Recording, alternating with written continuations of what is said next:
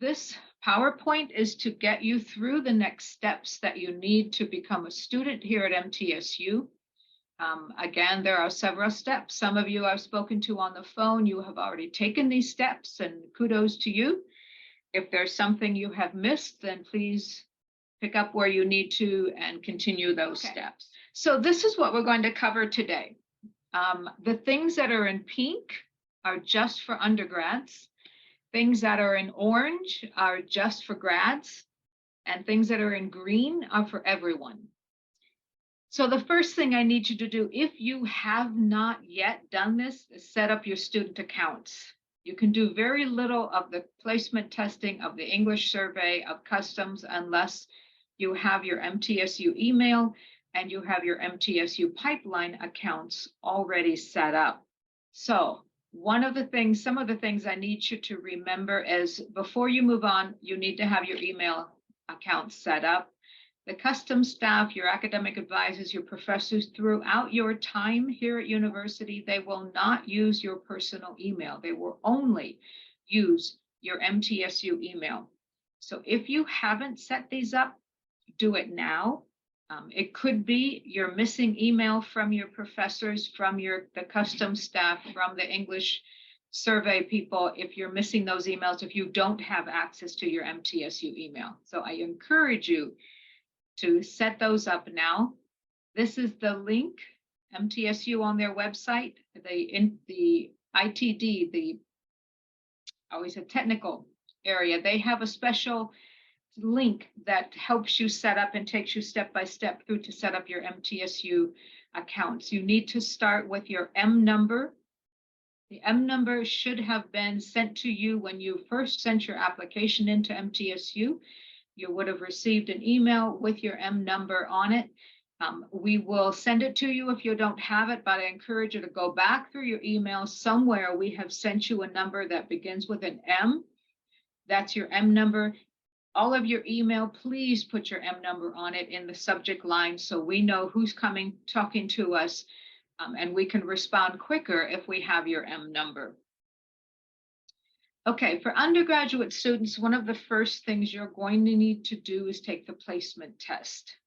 Okay, the placement test is for reading and math. This is the email that what will look like when you get your email. I'm going to send it out shortly after this webinar finishes.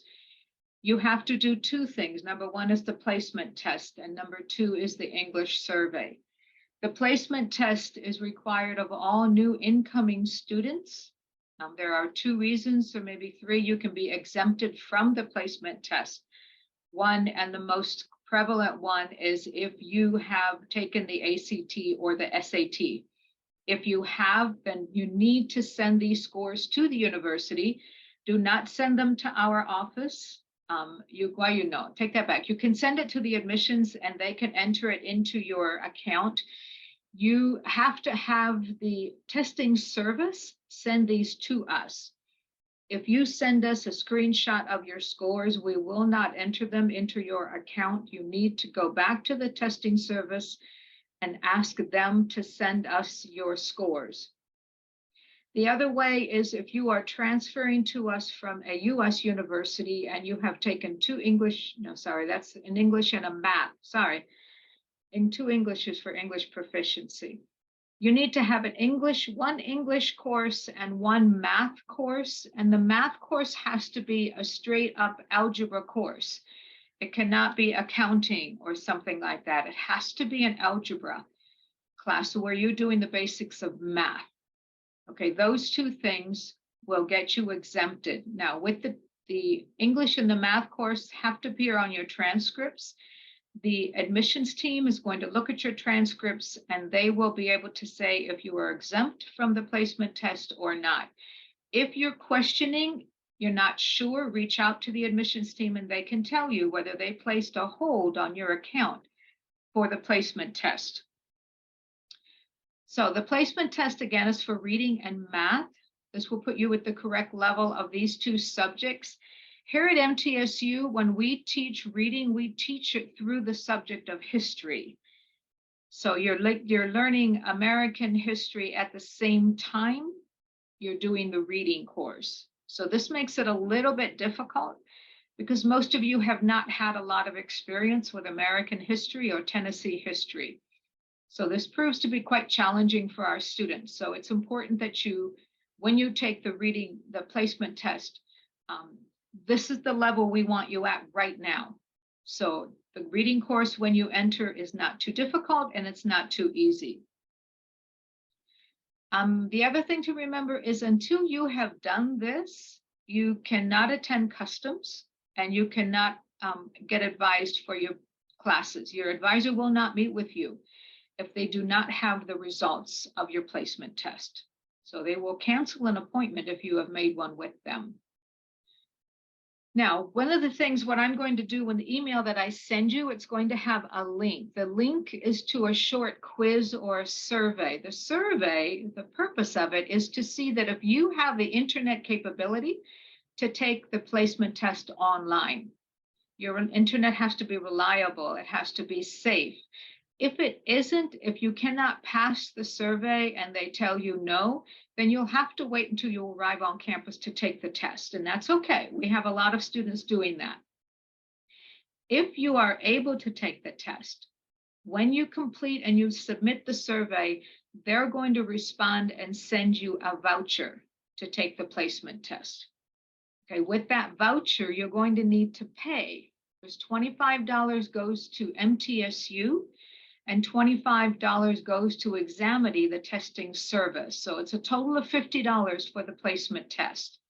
So if you want to take it, you're more than able to take it. If you'd like to delay it a little bit to see if you're going to get your visa, understandable, we understand that as well.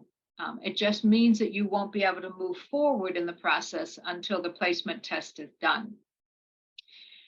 The results will automatically go into your account in Pipeline.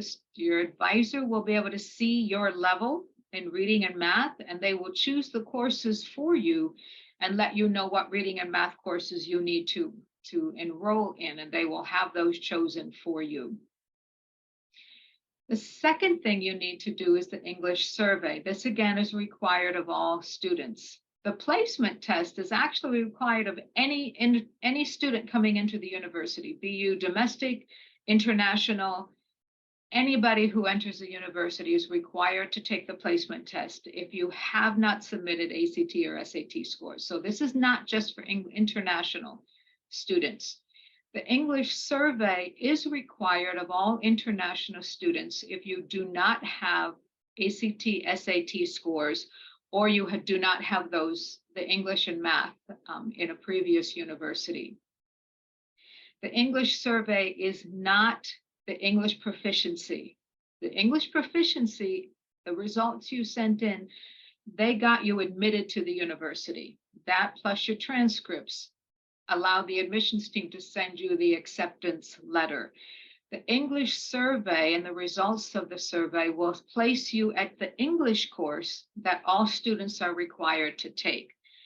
So the highest level would be the English course that every American student needs to take when they start university.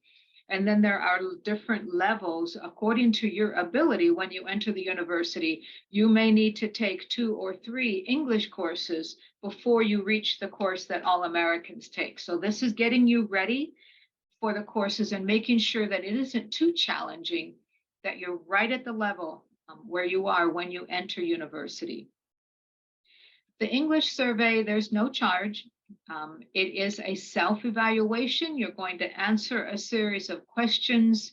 You push submit, and the results should come back to you within 24 to 48 hours. Again, depending if there's a holiday or a weekend in there.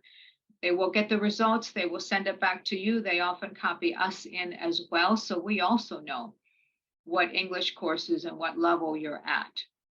So there are separate levels. There are different sections. Depending on how many new students we have, sometimes they open up a new section. So the classes are not very large in this particular course. Okay, so that's the placement testing. And again, please review the PDF. If you want the PDF of these slides, reach out to me. I will send it to you. We're going to try to have this out on the website so you can review and go slowly. The steps are also in the email that I'm going to send. The placement test and the English survey are not that difficult. The more complicated thing is coming up with customs. So if you have questions, please write them down about the placement test and the English survey. But now I'm going to move on to customs. So customs is the orientation that the university does for all new students. And the university has 3 virtual customs already set up. They are June 19th, July 11th, and August 3rd. So the process to sign up is a little bit complicated. It's a little bit not easily intuitive. But again, it's in the email. This is what the email is going to look like when you get it. We're going through steps one by one in a minute. So customs is required for all undergraduate students. All right, if you haven't done customs, you will not be able to meet with your advisor. Customs is in 2 parts. Part 1 is the orientation that's generally done in the morning. Part 2 is meeting with your advisor. So you are going to fill out the application. You're going to choose the virtual day that you'd like to have your customs and your advising appointment. They're going to send you an email confirming that this is the date that you have. And then your advisor is going to reach out to you to schedule your advising session.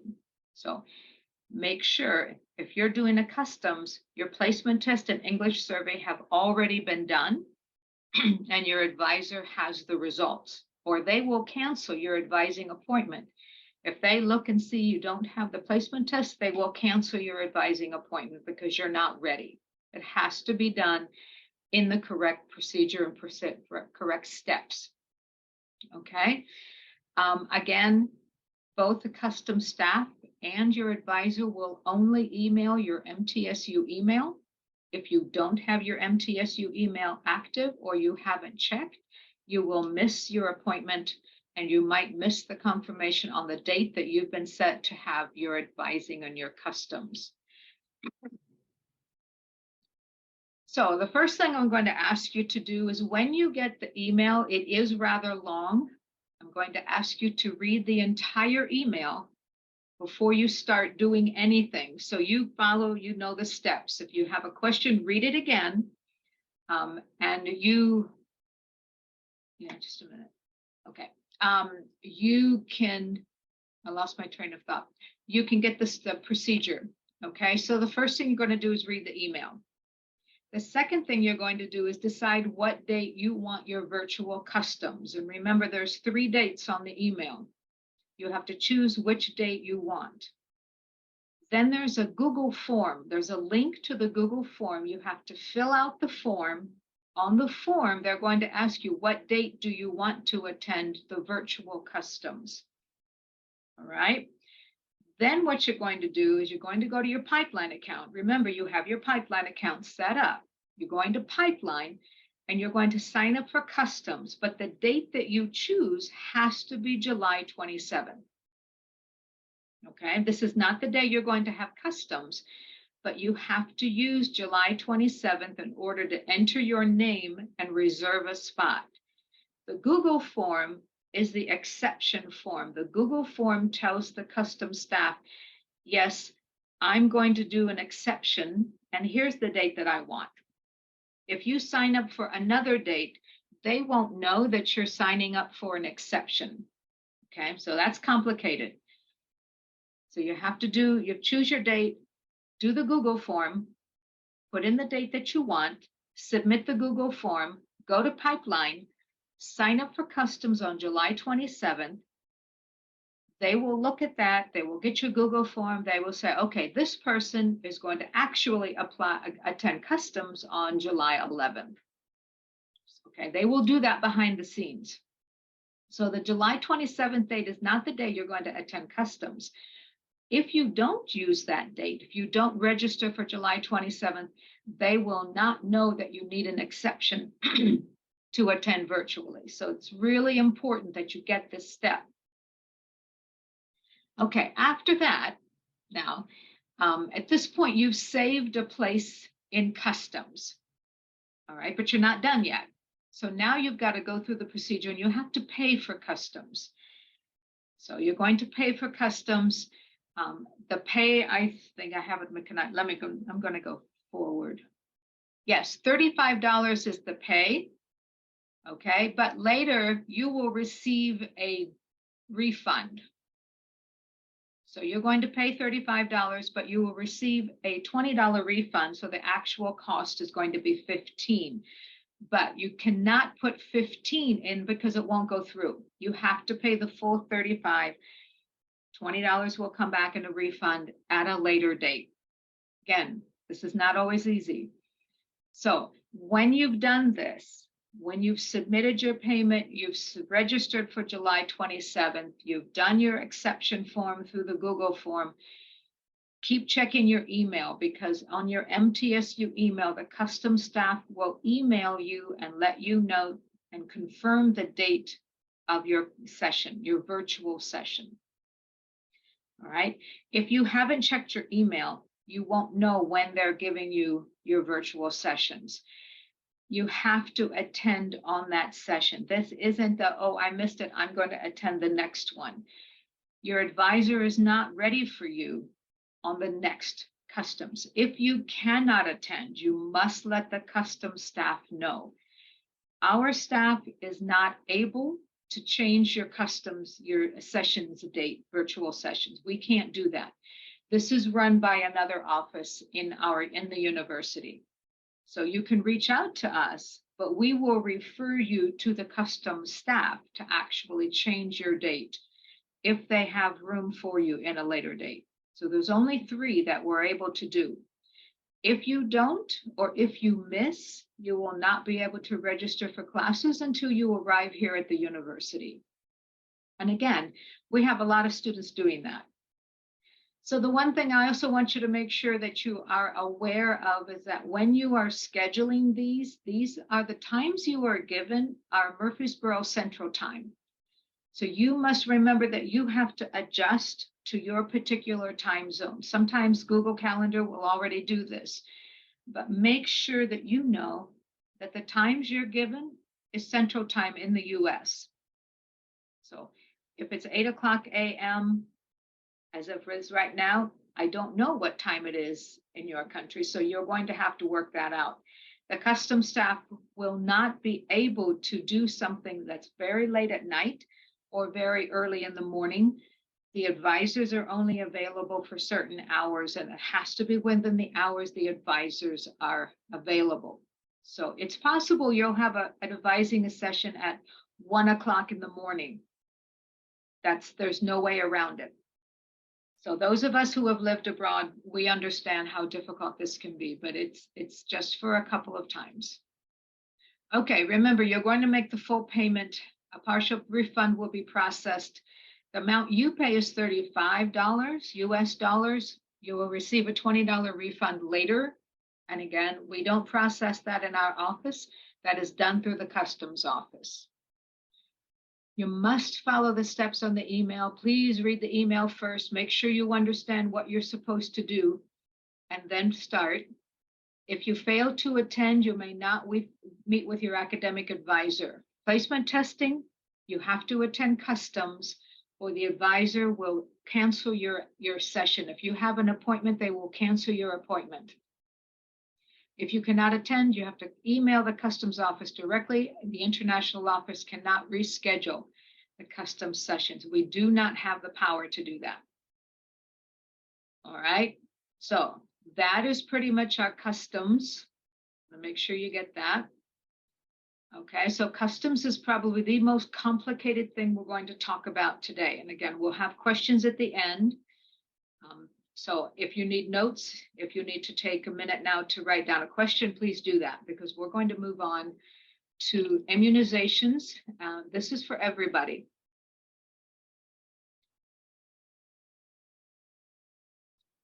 Okay, all students coming to Tennessee, you are required to have 2 MMR, mumps, measles, and rubella, and 2 chickenpox.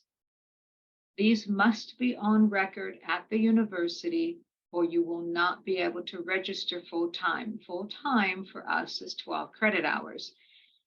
If you are an F1 visa holder or will be coming on an F1 student visa, you must register for 12 credit hours.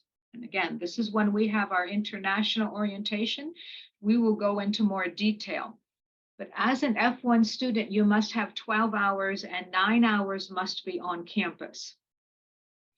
If you don't have 2 MMR and 2 chickenpox, then there's an internal hold that's placed on your account and you will not be able to register. You will be stopped at 11.99 hours because you don't have the vaccination records in with health services. So this is important, but this is not something that you're not going to easily see on your account if you get into pipeline, because this is an internal hold that even we in the international office, we cannot do because this is done by health services.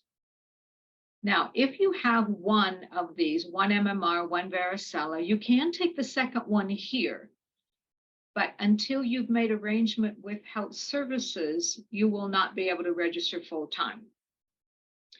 That it doesn't sound like it's a big problem, but if you are an F1 student and it's time for us to register you in SEVIS and confirm that you are in the country and attending classes, I need you in 12 hours. If you're an undergrad, 9 hours if you're a grad student. If we don't have that, we will not register you. If we don't register you in SEVIS, your I-20 is terminated and you collect unlawful presence here in the United States and you are required to go home. So at this point, it doesn't sound like a big deal, but come September, when you're trying to get into your classes and we're telling you, you need to enroll full time or I'm going to terminate your I-20, it becomes important. So let's get everything sorted out now while we have time to submit our immunizations and make everybody happy. The process is easier if we take care of these things right now. Your immunization records must be submitted directly to health services. Do not send them to the international office. We are not able to send them to health services. In the health services, if you go to the MTSU homepage and go Student Health Services, they have a portal set up for students to submit their health records, their vaccination records. This is mostly for MMR, varicella. If you are planning to be on campus, you must have your meningitis vaccination records also uploaded or you will not be able to complete the housing application. So again, don't send these to us.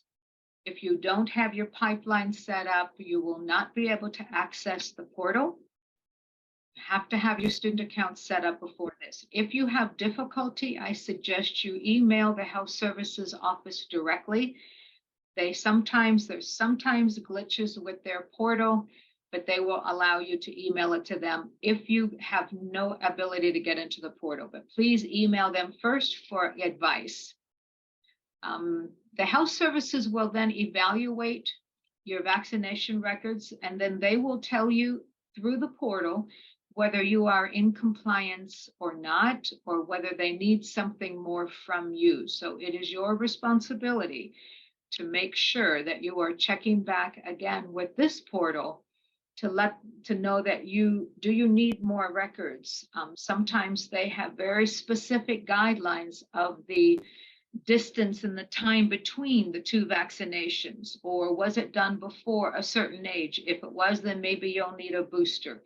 The health services are the only ones able to evaluate those records. So we're asking you to send those to health services and then let them evaluate and communicate with health services so you know you're in compliance and that hold is removed from your account before you get here. Housing. Okay, housing currently is extremely difficult to get on campus. The housing application you submit today will put your name on a waiting list. Okay, this only confirms your interest in housing. It does not save you a place because housing is currently full. Okay, when there's an opening, your name is next on the list. The MTSU Housing Department will come back and email you. And at this point, you will need to submit the prepayment. There's a down payment for housing, okay, but you won't pay it until they actually have a room to offer to you. When you have been contacted, it becomes very difficult now. You have to move very quickly to get to finalize your application, okay? And to finalize your application, there's 3 more things after the prepayment and the down payment you need to do. The first thing, you need to submit the prepayment of $350, okay? Can't do this until housing provides you with the information on how to make the payment, okay? They don't want you making the payment if they don't have a room for you. So that's number 1. Number 2 is you need to have proof of meningitis A before you can make any more arrangements. And then the third thing is they need an original signed and notarized financial guarantor form. Now, this has to be a hard copy. They do not accept an email. So this is where the time becomes a factor. The minute they email you and say, we have a room, you need to get all 3 of these things done. And this guarantor form needs to be hard copy. Communicate with the housing office, let them know that I'm working on it, I'm doing it, it's coming, I sent it. Let them know that you are actually continuing to be involved so they don't give your room to somebody else, because it is incredibly difficult to get a room on campus right now. In this same vein, I also encourage you to start looking off campus at some of the housing around Murfreesboro. Even if you're not sure you're going to get your visa, try to get into some places on a waiting list, or don't make any commitments. But housing in Murfreesboro in general is challenging at the moment, on campus and off campus. So it's good to plan early and start getting some ideas, making some plans, have a plan A and a plan B. If you really want to come to MTSU and you feel like you're going to get your visa, start making plans about confirming your housing. Okay, this is the Housing MTSU website. Again, you can go to MTSU Housing and you'll find it. Make sure you have your proof of meningitis before you start the process. They won't accept anything if you don't have meningitis vaccination. And you make your own arrangements for housing. Our office is not able to help with housing. You work directly with the housing department. They're a separate entity, and they deal with their students, the students who are asking for housing. They deal directly with the student. They don't want a middleman. So we don't do things for you. You have to do this by yourself. Okay, other things that we're going to want you to kind of think about.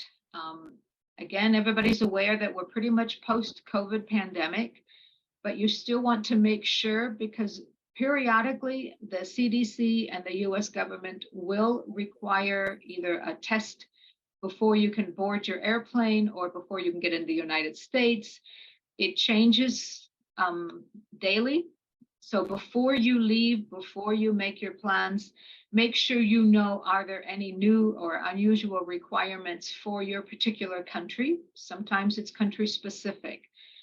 Again, to get into the United States, you might want to consider getting vaccinated against COVID. The health center here does offer vaccinations for COVID. The boosters, they periodically do this for the staff and students. And also check your airline requirements and the US CDC website. Things change daily. Just periodically, just before winter break started, the students from China needed to have a test before they boarded the airplane. That has since been rescinded, but we don't know, and we aren't able to communicate with you before and as these things change. So it's your responsibility to make sure that before you book your ticket, before you go to the airport, you know if there's any additional requirements for you to get on that airplane and get here. If you get a visa, please let us know. I had one student email me early this morning saying that he got a visa, and I emailed back asking him to send me the visa. So if you get your visa, congratulations, that's not an easy feat. But send us a copy of the visa so we can confirm. If you have been awarded the International Merit Scholarship, please initial sign and submit that form to us. We would like to have that as early as possible, certainly before you arrive and register for classes, so that your bill, your tuition bill, will reflect the International Merit Scholarship. And always, if you have questions, email our offices. We are happy to answer questions anytime you have them. But please let us know if you have questions. And no question is dumb. No question is silly. I'd rather you email me with a question than have something, a larger issue come up 2 or 3 months down the line that we could have prevented. So just please ask us if you have a question. Okay, international orientation. This is required of all students coming on an F1 visa. If there are any J students listening in on this, you are also required to attend the international orientation. This is specific for F1 students.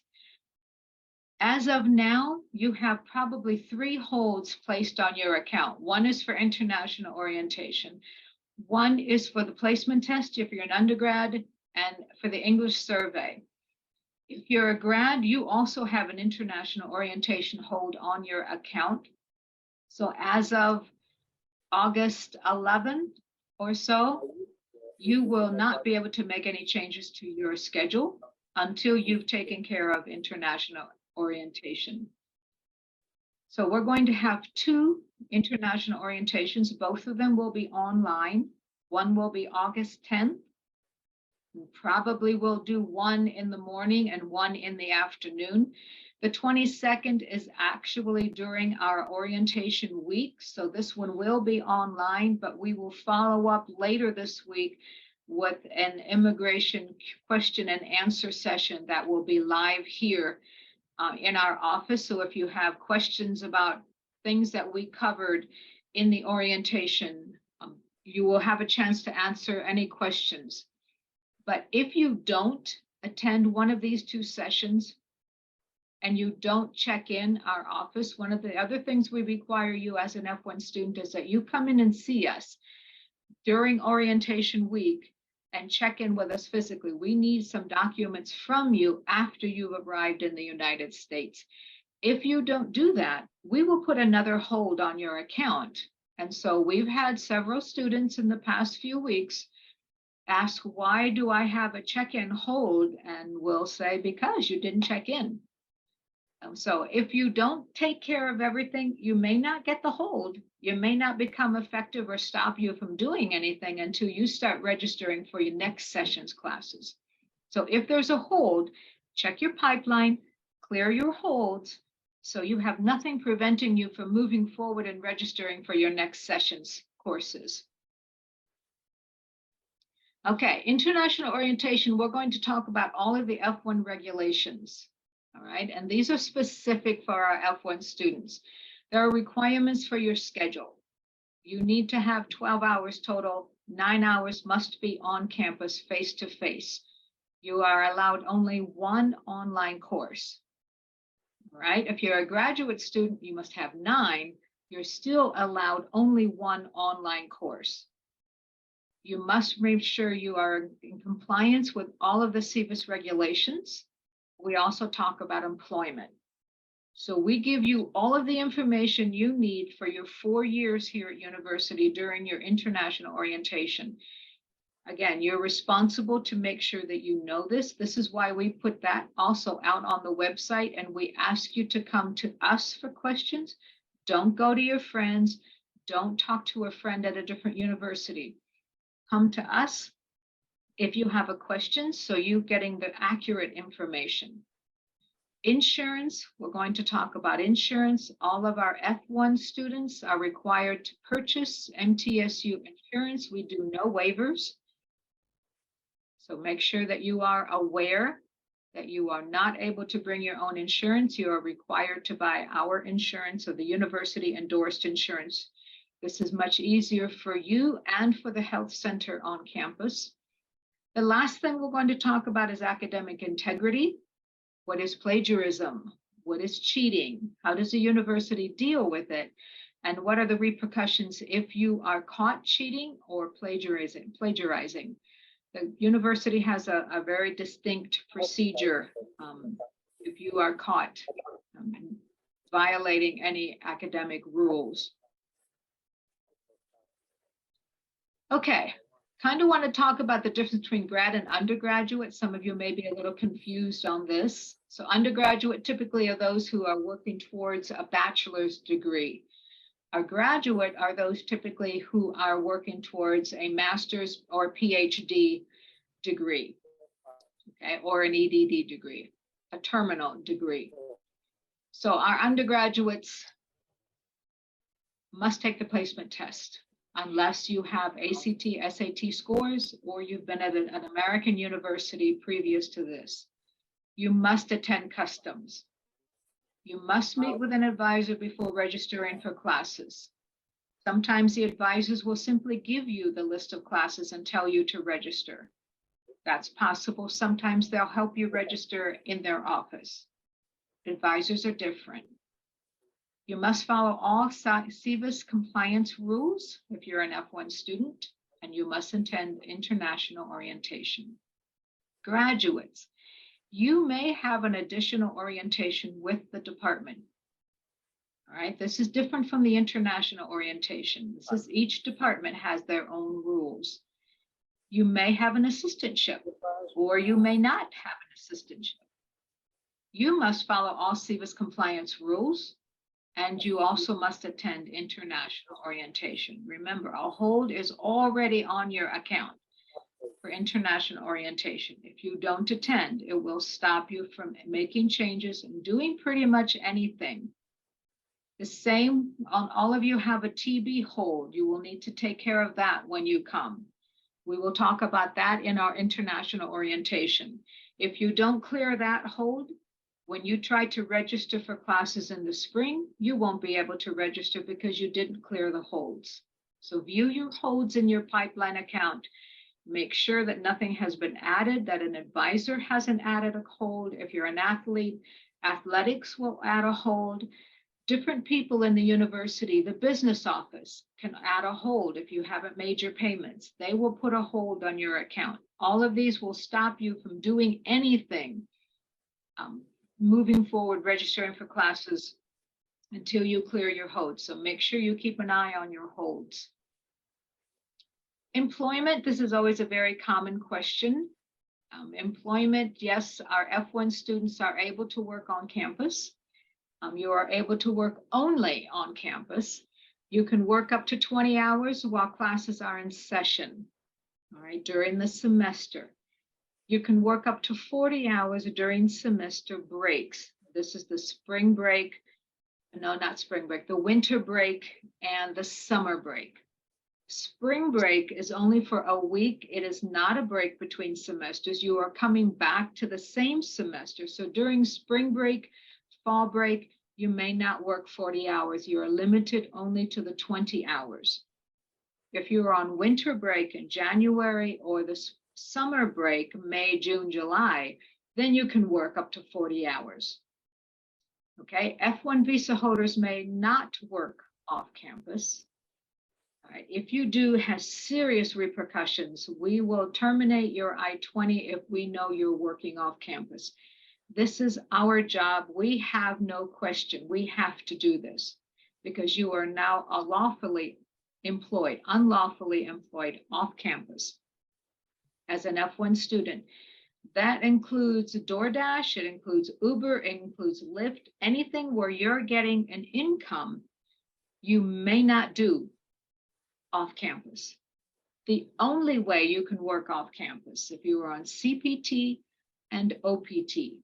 Neither of these can you do before you have been in attendance for one academic year. Not going to go into a lot about this. I'm not going to answer a lot of questions about OPT or CPT. I didn't even tell you what they were for, what the abbreviations mean, because I want you to join the OPT and CPT webinar that we have each semester. We will do this every semester so you can get the information. Right now, it's too much information for you. I have other things I need you to do first. We will talk about OPT and CPT during the international orientation in August, but I'm not going to talk about it today. Graduate assistantship, some of our graduates have already been awarded an assistantship. And I'm asking you to keep your department in the loop about your visa. If you are getting close and you're getting to August and you don't have a visa, or you have been denied a visa, you need to let the department know. They need to know if they have to give that assistantship to another needing student, because you're not going to be able to come. Be fair to the department and let them know as early as possible you were denied. It doesn't look like you're going to be able to come. You're going to have to defer to another semester so they can give that assistantship to another student who is waiting for an assistantship, who already has a visa. So I'm asking you to do this if you have already been awarded a visa, an assistantship by the department. If it looks like you're not going to be able to make it, let them know as soon as possible so they can make arrangements. Our department, our office does not have an assistant. Well, we do have one assistantship, but it's filled until January. The assistantships are very, very competitive. You need to go out and look for your assistantship. They do not, sometimes they offer, but most of the time they do not. On a full assistantship requires 20 hours of work each week, not more than that. So if you have an assistantship, you cannot have another position on campus. You are up to the 20 hours and limited. You cannot work 2 jobs. You cannot use both the assistantship and the International Merit Scholarship. If you have the International Merit Scholarship and you have been offered an assistantship, you must choose one. We cannot tell you which one to choose, but you must choose one of the two. You cannot use them back to back or on top of each other. You can only use one. Those are basically the rules. Again, assistantships are not granted by our department, the International Affairs Office. The Graduate College knows of a lot of graduate assistantships, and each department has their own assistantships. Sometimes you will get an email about an assistantship that is open, or a department is looking for somebody. That I would keep your ears and eyes open, check your email, because sometimes they will have people, they will say that they're needing assistance. Okay, kind of putting it all together. Webinars, there's still more webinars to come. We're going to repeat this one a couple more times. We're going to, admissions will have some more webinars. We are also going to be doing our international orientation shortly. We're going to have one webinar that will be specifically for the visa interview. And we'll probably be doing that one next month as well. So make sure you pay attention to that one if you scheduled your visa interview. English survey, placement tests, customs, international orientation, your vaccinations, and preparing to travel to the United States. These are all the things that you need to be aware of. Again, some of them is just for undergrads, some of them are for grads, but make sure that you are aware of what's going on and what's expected of you. It is your responsibility to make sure that you have followed all of the steps. If you don't know, you need to let us know. We don't know what you don't know. So we give you the information. We are presuming that you will follow through and take the steps that are needed to make sure that it's easy for you when you get here on campus. This benefits you. Okay, now we're going to open up to questions. Okay, so placement test is only for the undergraduates. Graduates do not need to take the placement test. The advisors for most of you have not been assigned for the undergrads. The advisor will reach out to you. Behind the scenes, what happens is I send a list to the advisors, to undergrad advisors, of who are the new students coming for each college, the basic and applied. Are you the health department? Whatever college you're in, the business college, basic and applied, liberal arts, university college, I send a list to every college of the new students. I try to update for those who have a visa.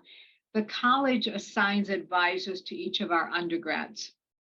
At the graduate level, the department assigns you an advisor. Your advisor will reach out to you, or you will need to contact your department and ask who your advisor is. So we don't assign advisors in our office. This is for the colleges to use. The placement test, there is a practice placement test on the MTSU website. It's under University College testing, I believe, but they do have a practice test, and it's only one. But you can take a look at that. And again, don't spend a lot of time studying for the placement test. The placement test is to give them an idea of where you are right now. So if you study for the placement test and you do very well, and then you get here and you're placed at a high level math or high level reading course, it could be more difficult. When you get here, you're adjusting with culture, you're adjusting with language and food and being away from home and a lot of other things. You don't want to have to struggle in every class. So the placement testing, I don't encourage you to study too hard for the placement testing.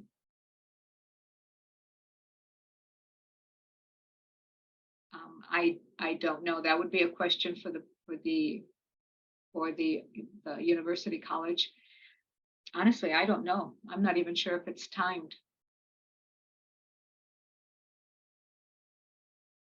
I'm going to say that's a tricky question. Email us, because that's one of those questions that it's a case by case. If you're getting income, it depends on what kind of income and all of that. Most of you will receive financial support from home, but that's different from income. Income indicates you're working while here getting income from your home country, and that gets complicated with immigration. So email us about that income question.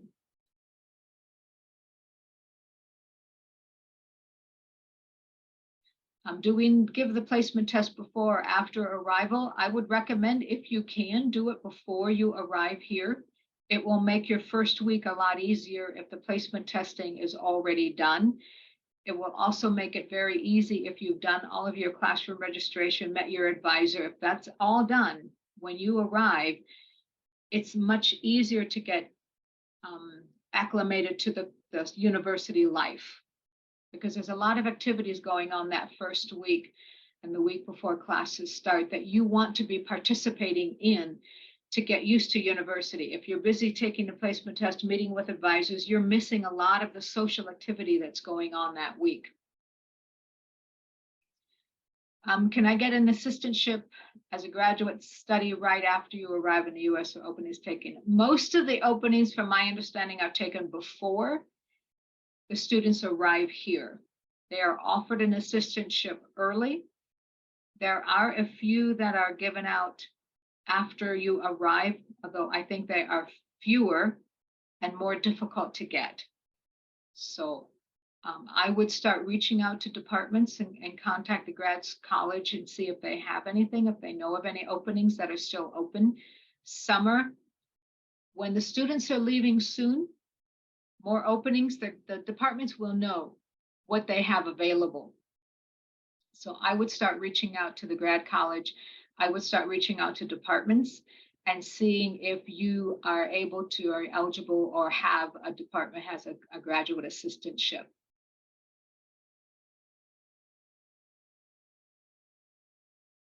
If you have already submitted your SAT scores, reach out to the admissions team because they can confirm that on your account that you have submitted and they have the scores.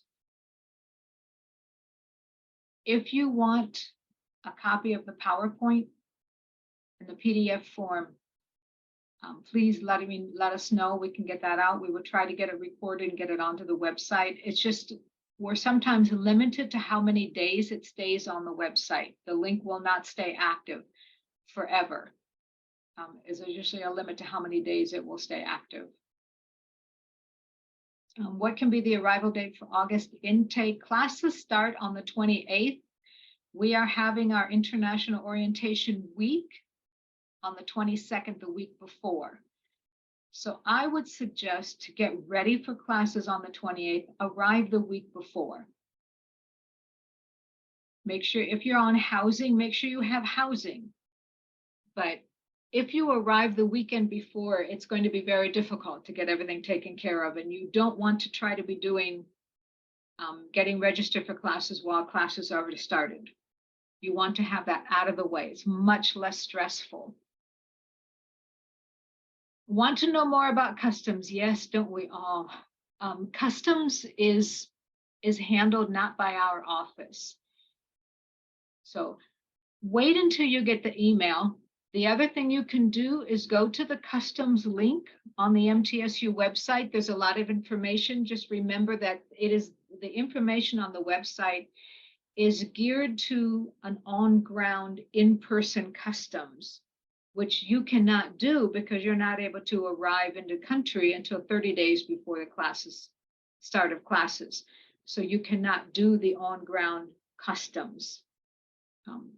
But the information will be similar. It won't be the same experience as if you're here. Go to the website, then wait for my email, and I will send that out to all of you later on today. What is the required documents for the visa? Can someone else provide me the bank statement? Yes, someone else can provide you the bank statement as long as we know who they are.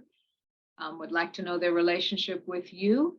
And we have the attestation, the passport, and the bank statement with a name, and it must be on letterhead. I would prefer a bank letter on letterhead signed by a bank official, because I prefer not to have the bank statement with all the account information on. So if you can get a bank letter, I much prefer that for privacy issues. Or the visa, first of all, for the visa, you're getting your I-20 from us. We need a passport, we need the attestation, and we need the bank letter in order to get the I-20 issued. Then you're going to go to the embassy or the consulate that you're going to get your visa appointment from, and go to their website and follow the process for making an appointment for the visa interview. And I recommend you do that according to their process. They all have it on their websites. There's a form you need to fill out the application, pay a fee, and then you'll be guided how to get your appointment and then your appointment. Okay, so if your appointment looks like it's going to be past the start date for August, you may need to defer because we do require you be here for the first day of classes. I prefer you're here before the start of classes to get comfortable, but the first day of classes is the absolute latest you can arrive. You must be here for the first day of class.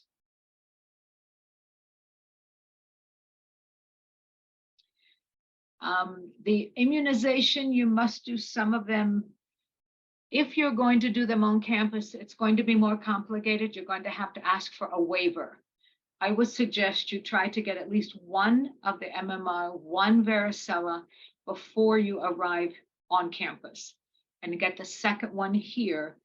And then health services will help you get a waiver so you can register. It's just much more complicated if you try to do it here on campus. And if you miss the second appointment, they will drop your schedule. So there's a whole nother set of problems that go into trying to do all of your immunizations and vaccination requirements here. Meningitis, the housing does not waiver on meningitis. If you don't have meningitis, you cannot do on-campus housing. They have no waiver at all, no exceptions. The international orientations, they're actually both going to be online. The only offline orientation is the question and answer we have during orientation week and the check-in that you must do throughout that week as well. Those are the only offline opportunities we have. But again, questions, please, please, please bring us your questions if you have something specific. If you can do your immunizations in your own country, yes, please do that and submit the documents to health services, that they will evaluate and let you know if they accept them or if you need to do more. We cannot do that. We cannot evaluate health records. We are not trained to do that.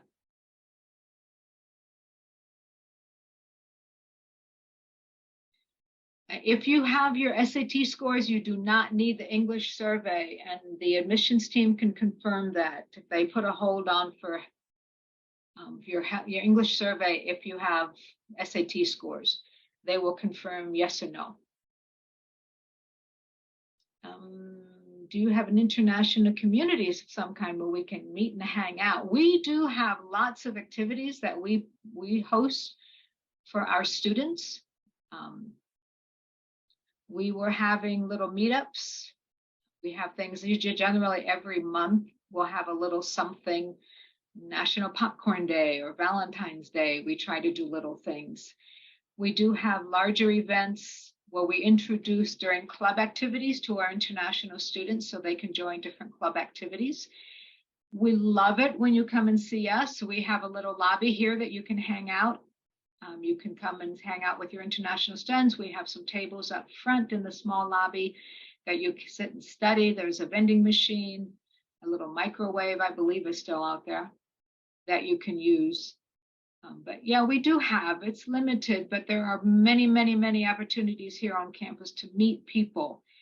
And there's many opportunities to come and meet other international students. I don't know if we're going to be able to send this. I would prefer if you contact us or look on the International Affairs homepage on the MTSU website. That's where we put our recordings. We can try to send it. We'll see. If we can't, then reach out to us for the PDF of the PowerPoint presentation that has a lot of the information. Registration is classroom registration. Class registration has already started for our upperclassmen, the people who are already here.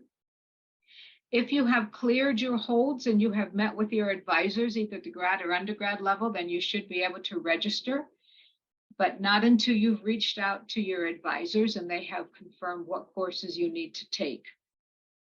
So you don't want to have to change your schedule. The housing fee to hold your place after you've been contacted by housing is $350. That's the down payment. The actual cost of housing depends on what room you choose, what dorm you choose, what meal plan you choose. If you're a new student, a new freshman, you are required to buy a meal plan along with your room. But again, if you're thinking of living on campus, I would have a plan B, because I'm told it's getting very difficult now to get a house, to get a room on campus. The visa for the important immunizations are important because they stop you from registering for classes. It's important to do them early because it makes your first week much less complicated if you're not running them back and forth, worrying about your TB hold, the vaccination hold, placement testing hold, trying to clear all of these while you're still getting adjusted to the time zone, to the culture, to the food, to everything else that goes with moving abroad. If you can do it now, I seriously suggest You get as much done as immunization, placement testing, everything done now. The attestation is the financial document from MTSU that we ask our students to complete. This is your promise that you will continue to pay for your schooling and your education. Our finances only ask for 1 year. 36,500 is only for 1 year, but the attestation is your promise that you will continue to pay for your university as long as you are here. As an F1 student, we are not able to offer any more financial aid other than the International Merit Scholarship. If you need other scholarships or financial aid, it's up to you to get them. But with being an international student, it's extremely limited here in the United States. And we have only one scholarship that we're able to offer.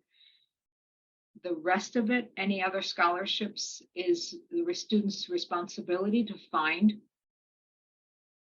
If you've applied for an assistantship and you haven't heard back, does it mean the selection committee has moved on to a different applicant?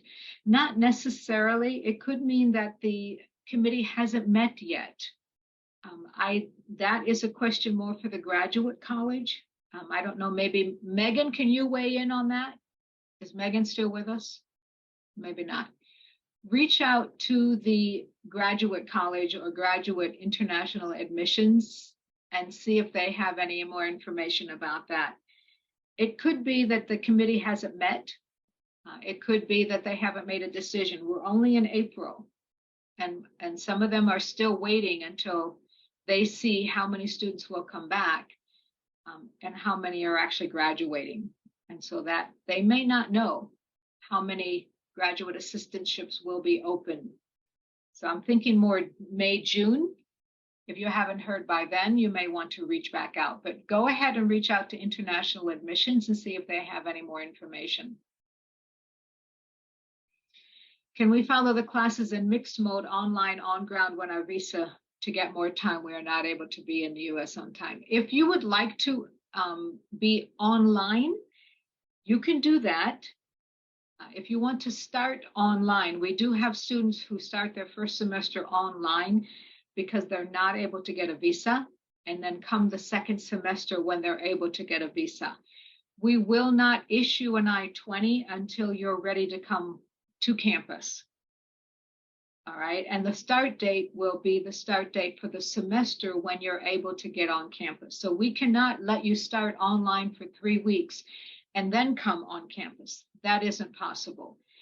If you start a semester online, you finish the semester online, and then the following semester, you come to campus. That we can do.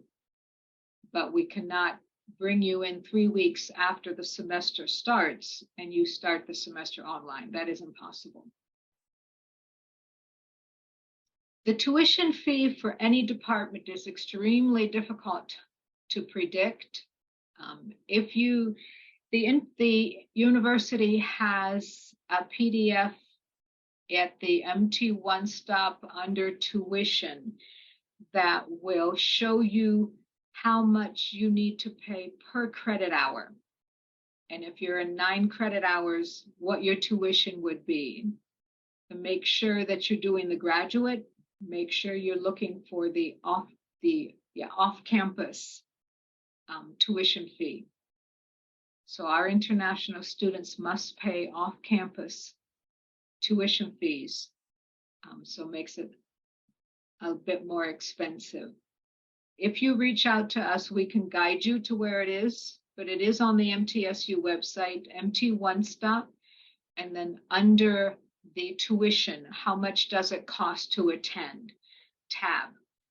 They have all of the information that you need is there. Keep in mind that this does not include housing. It does not include any extra program fees or course fees.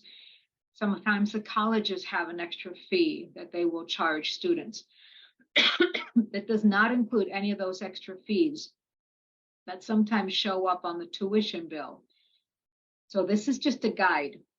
That's all it is. Until you have registered for classes and you are coming, then you have the exact cost of attendance. But anything before that is just a guide. If you have questions that we haven't covered or you think of something later, ask us, reach out to any one of us. We were happy to answer your questions. All right, we look forward to seeing you all in August. When you get your visas issued, please let us know. We are so happy to hear that you have your visa. If you feel at some point you want to defer, please let us know. We can do that as well. Just keep us in the loop of everything that's going on. But we care, and we're looking forward to seeing you here in August. But thank you, and we will see you later.